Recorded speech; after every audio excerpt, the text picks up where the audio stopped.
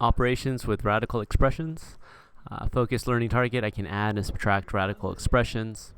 And when we add or subtract radical expressions, we use the quotient and product properties of square roots to simplify the expressions. If radical expressions are not in their simplest form, we simplify them.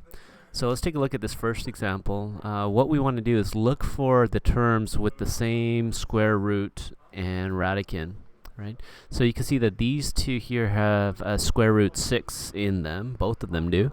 So this is 10 times square root 6, and this one is 4 times, negative 4 times square root 6. So these two here are like terms since they have the same radical 6. So we add them together, and we get 6 square root 6. These two here, these two terms are also like terms because they both have the square root 3. So we add those together and we get 1 square root 3, and that is our simplified version of this expression. We look at the second one here. It's a little bit more complicated because we first need to simplify both of these terms, right? And how would we do that? Well, we could break it down to its prime factorization of 12. So we get 3 times the square root of 2 times 2 times 3. Right? We have two 2's as factors of 12. So we pull that out, and we get 3 times 2 times square root 3, and that becomes 6 square root 3.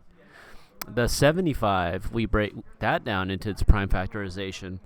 So that's 3 times 5 times 5.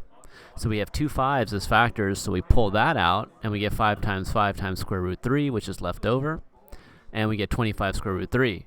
Now you can see they both are like terms because they both have a square root 3 in them. So we can add them, and we get 31 square root 3.